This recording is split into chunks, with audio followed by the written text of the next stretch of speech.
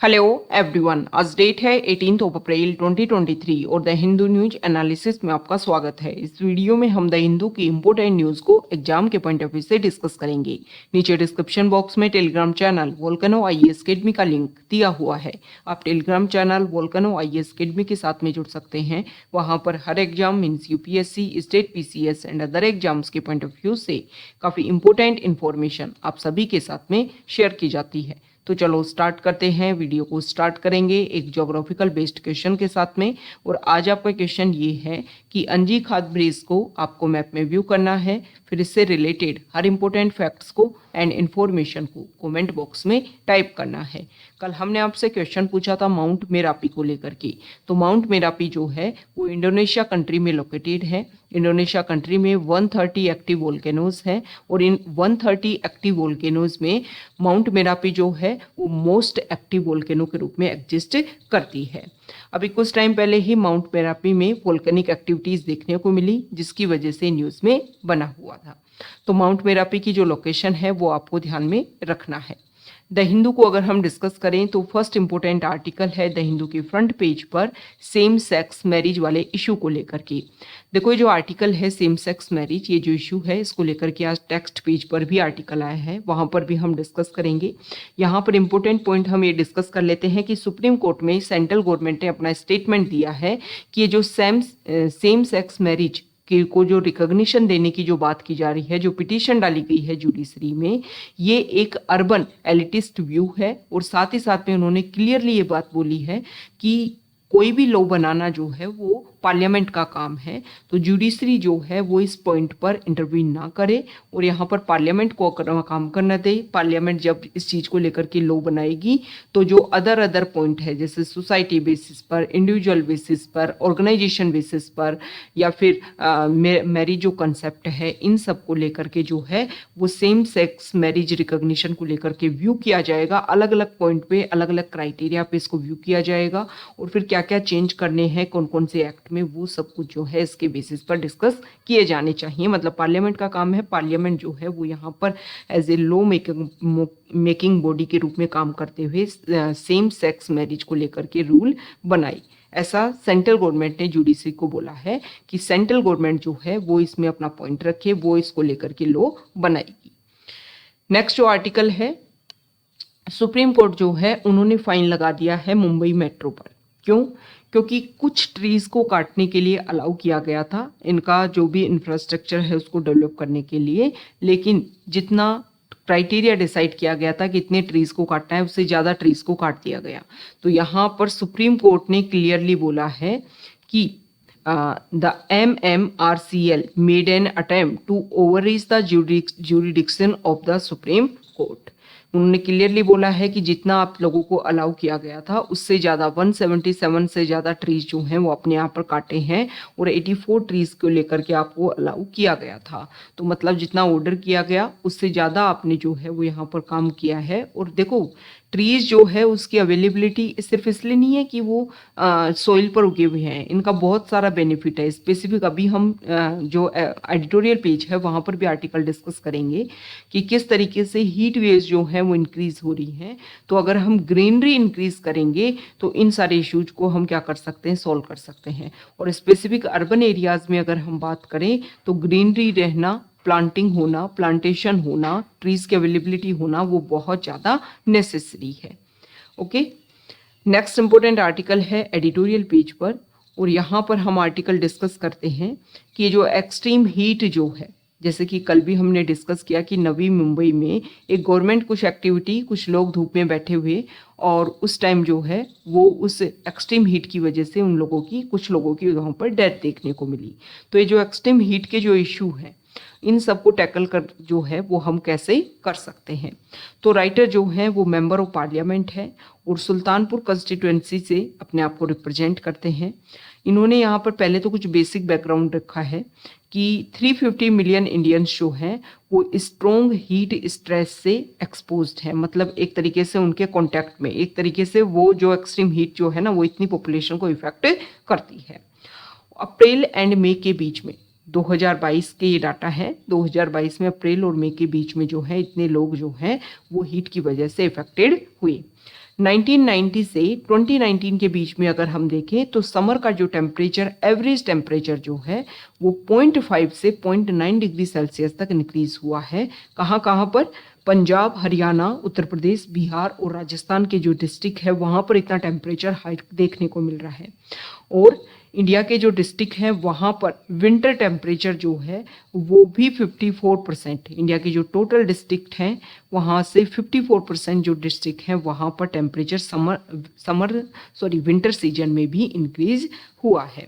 2021 से 2050 को लेकर के यहाँ पर एक्सपेक्टेशन की गई है कि अगर इसी तरीके से टेम्परेचर इंक्रीज होता रहा तो हमारे इंडिया का जो 100 डिस्ट्रिक्ट हैं, ओके, मतलब नॉर्दर्न एरिया में जो 100 डिस्ट्रिक्ट हैं वहाँ पर 2 to 3.5 डिग्री सेल्सियस तक टेम्परेचर इंक्रीज हो जाएगा समर सीजन में, और 1.5 से 2 डिग्री सेल्सियस तक इंक्रीज हो जाएगा 455 डिस्ट्रिक्ट में।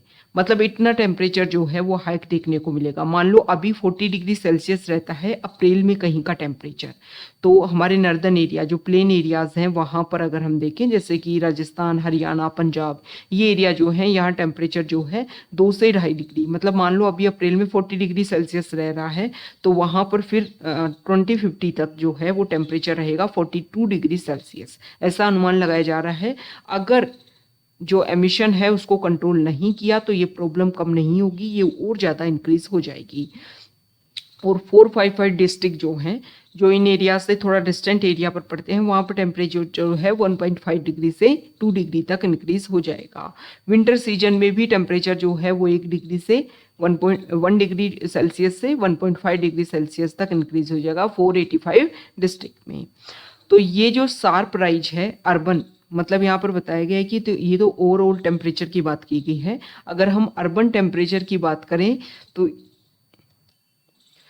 यहाँ पर अर्बन टेम्परेचर के बारे में बताया गया है कि वहाँ पर जो है वो टेम्परेचर अगर हम इंक्रीज होने की बात करें, क्योंकि अर्बन एरियाज में पहले ही टेम्परेचर जो है वो ज़्यादा देखने को मिलता है, तो वहाँ पर थोड़े रेयर चांसेस हैं कि जो एक शार्प राइज है, मतलब जिस तरीके से रूरल एरियाज में ज़्यादा देखने को मिल रहा है इतना शार्प राइज वहाँ पर नहीं देखने को मिलेगा।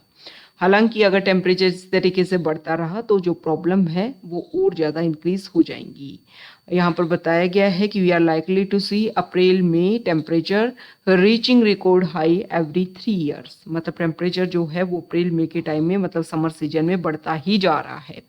ओके, अब यहाँ पर देखो कुछ डाटा रख रखे हैं, जैसे कि उन्होंने बोला है कि हमारी जो सिटीज़ जो एरिया है वहाँ पर हीट आइलैंड इफेक्ट देखने को मिलता है, और रूरल एरिया से टेम्परेचर सिटीज़ एरिया में 4 to 12 डिग्री सेल्सियस ज़्यादा देखने को मिलता है। ह्यूमिडिटी जो है वो भी वहाँ पर एक मेन इशू है जिसकी वजह से टेम्परेचर ज़्यादा फील होता है। ओके, और दूसरा देखो यहाँ पर अब कुछ कारण बताए गए हैं कि टेम्परेचर बढ़ने की वजह से क्या क्या प्रॉब्लम हो रही है। देखो अभी हमने देखा कि मार्च के मंथ में जो है हैवी रेनफॉल देखने को मिली, हेल स्टॉर्म देखने को मिला, और जनवरी में जो है cold weather in January was followed by heat wave in February में हीट वेव देखने को मिली। तो टेम्परेचर में जो एक तरीके का जो डिफ्रेंशिएट, मतलब पहले जो प्रोसीजर चलता आ रहा था उसमें काफ़ी ज़्यादा कि कभी एकदम से विंटर में भी जो है वो समर की कंडीशन देखने को मिल रही है, और समर में भी जो है वो विंटर की कंडीशन देखने को मिल रही है, मॉनसून सीजन की कंडीशन देखने को मिल रही है। तो ये जो चेंजेस हो रहा है ना इसकी वजह से काफ़ी ज़्यादा इफेक्ट होगा।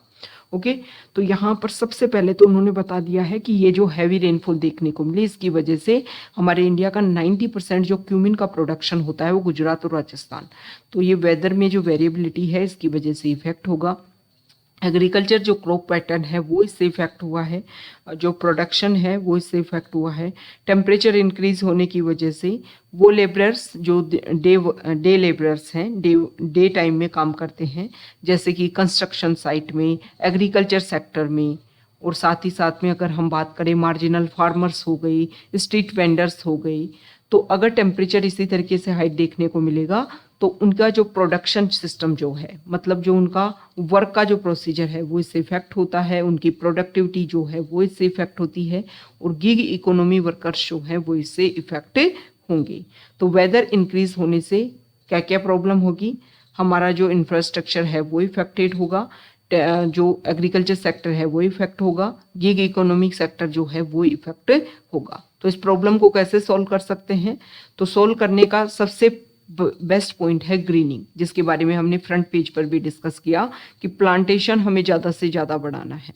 ओके, अर्बन सिटीजन जो है, जैसे कि यहाँ पर एग्जाम्पल दिया हुआ है चंडीगढ़ सिटी का, कि चंडीगढ़ में किस तरीके से ग्रीनरी के ऊपर फोकस किया गया।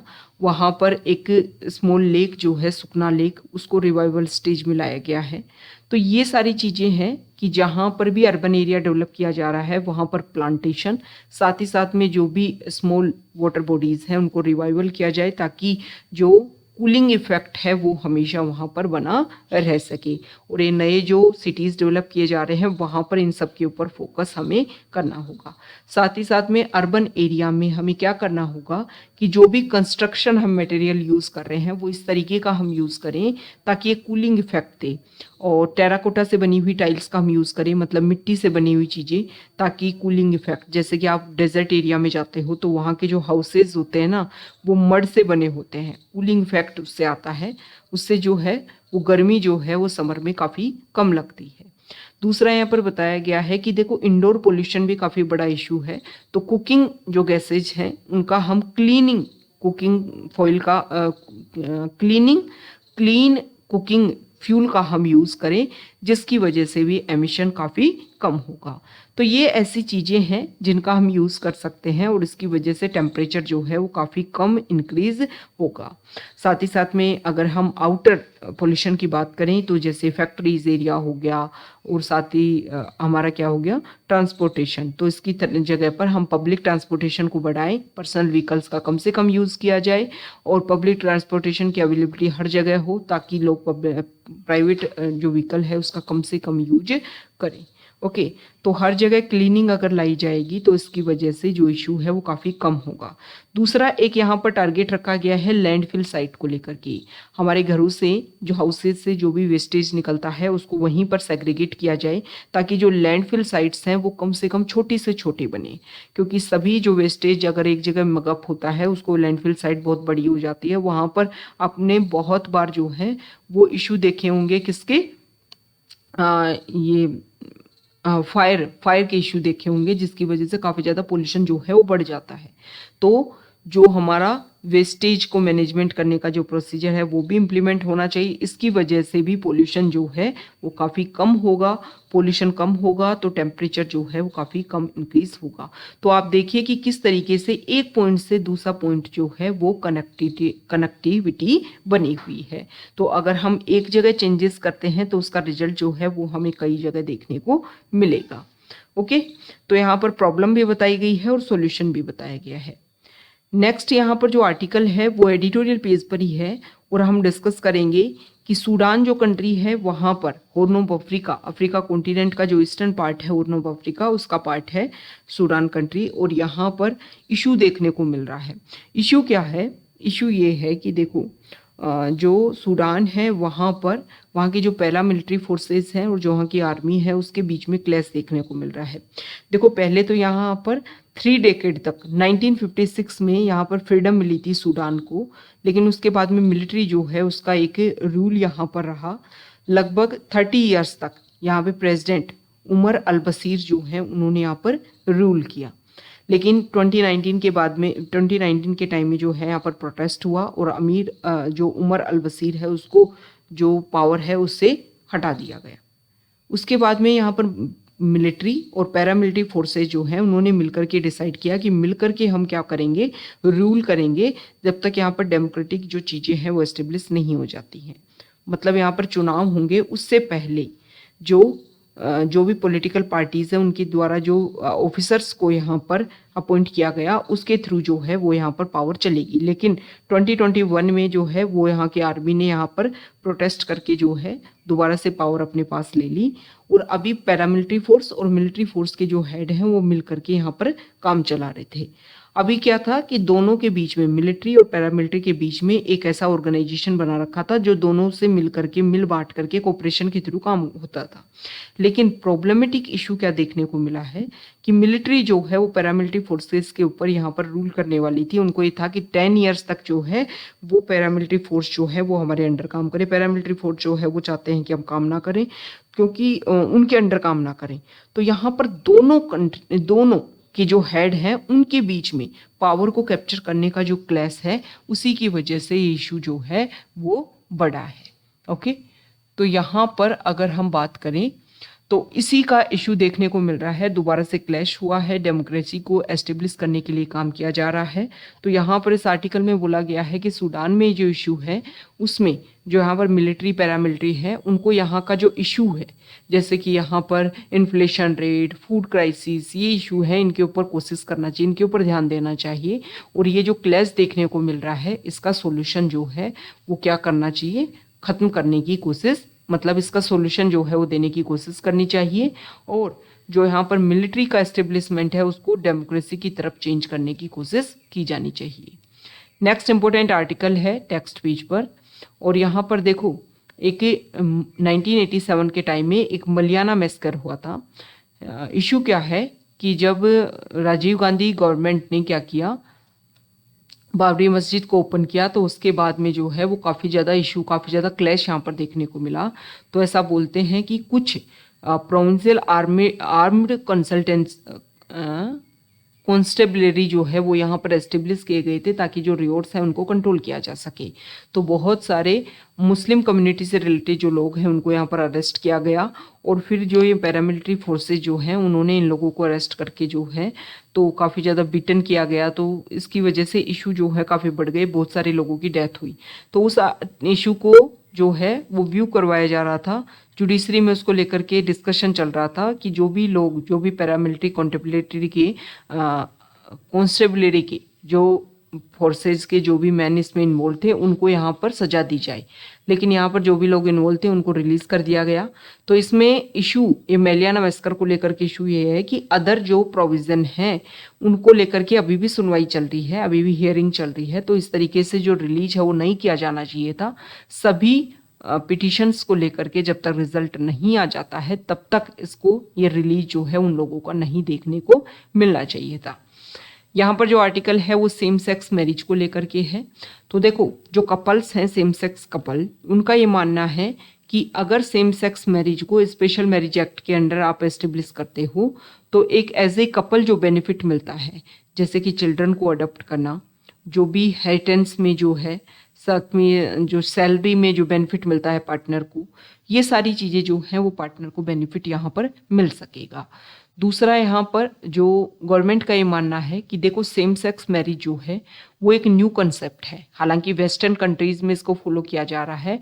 2000 में नीदरलैंड ने इसको लीगलाइज किया था, जिसके बाद में 34 कंट्रीज जो हैं उन्होंने सेम सेक्स मैरिज को लीगलाइज कर दिया है। ओके, 50 से ज़्यादा जो कंट्री हैं उन्होंने सेम सेक्स कपल को लीगली चिल्ड्रन अडोप्ट करने का पावर देती है कि वो चिल्ड्रन को अडोप्ट कर सकते हैं। लेकिन यहाँ पर हमारी गवर्नमेंट का मानना है कि अगर सेम सेक्स कपल जो है वो अगर चिल्ड्रन अडोप्ट करते हैं तो उनके ऊपर, उन बच्चों के ऊपर जो है वो एक अलग इफेक्ट देखने को मिलेगा। साथ ही साथ में यहाँ पर अलग अलग लेवल पर, जैसे कि कम्युनिटी बेसिस पर इस्लाम कम्युनिटी, हिंदू कम्युनिटी, इन इम्पोर्टेंट जो कम्युनिटी है इनसे क्वेश्चन किया गया तो उन्होंने बोला है कि ये जो रिलीजन है इनमें कहीं भी सेम सेक्स मैरिज को एक्सेप्टेंस नहीं शो किया गया है। इस्लाम में इस चीज़ को लेकर के डिनाई किया जाता है। तो हमारी जो सोसाइटी है वो अभी इस तरीके से नहीं है कि इसको एक्सेप्ट करेगी। और साथ ही साथ में हमने फ्रंट पेज पर भी डिस्कस किया कि यहाँ पर सेंट्रल गवर्नमेंट ने बोला है कि इस इशू को सॉल्व करने के लिए जो जुडिशरी है वो अपना इंटरवीन ना करे, पार्लियामेंट इसको लेकर के अपना लॉ बनाए। ओके, तो यहाँ पर कपल्स अपनी बात रख रहे हैं, गवर्नमेंट अपनी बात रख रही है। अब इसको लेकर के आज सुनवाई है। अब देखो यहाँ पर जो जुडिशरी है वो क्या अपना इम्पोर्टेंट स्टेटमेंट यहाँ पर देती है, क्या गाइडलाइन देती है सेंट्रल गवर्नमेंट को कि वो इसको लेकर के स्ट्रिक्ट रूल्स एंड रेगुलेशन बनाए। नेक्स्ट इम्पोर्टेंट आर्टिकल है न्यूज़ पेज पर, और यहाँ पर अगर हम डिस्कस करें तो इंडिया जो है वो बुद्धिज़्म को लेकर के समिट होस्ट कर रहा है, और इसमें अलग अलग कंट्री से अलग अलग जो उनके मेंबर्स हैं, डेलीगेट्स है कंट्रीज़ के, वो यहाँ पर आएंगे। और मैक्सिमम लार्जेस्ट नंबर डेलीगेट जो है वो श्रीलंका से आएंगे, वियतनाम से आएंगे 20 और 30, इसके अलावा अदर कंट्रीज से भी आएंगे। और अगर हम बात करें तो यहाँ पर चाइना जो है एक एक्सेप्शन है, वहाँ से डेलीगेट जो है इसमें नहीं देखने को मिलेंगे, क्योंकि जो दलाई लामा इशू जो है इसकी वजह से इंडिया और चाइना के बीच में क्लैश जो है वो देखने को मिलता है। तो देखो बुद्धिज्म जो है इसका बर्थ प्लेस इंडिया में है और फिर अलग अलग कंट्री जो है वहाँ पर ये स्प्रेड हुआ।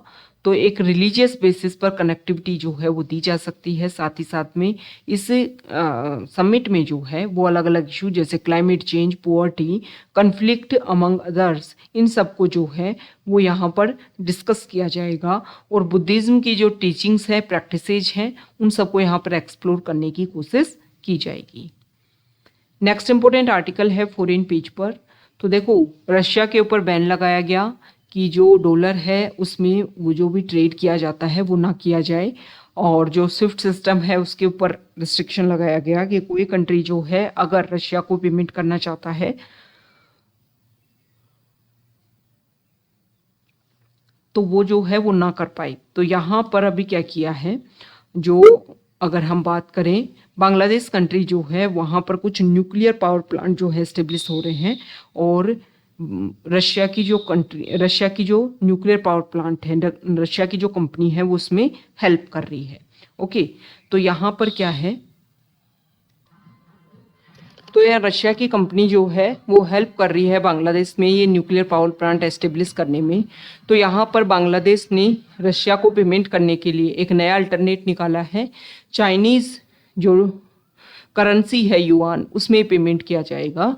तो इससे ये बात सीखने को मिलती है कि देखो रशिया यूक्रेन कन्फ्लिक्ट अगर सॉल्यूशन नहीं देखने को मिला तो अल्टरनेट अगर हर पॉइंट पर आ गया तो ये जो कन्फ्लिक्ट है उसका सॉल्यूशन नहीं रहेगा और ये जो प्रॉब्लम है वो रेगुलर चलती रहेगी।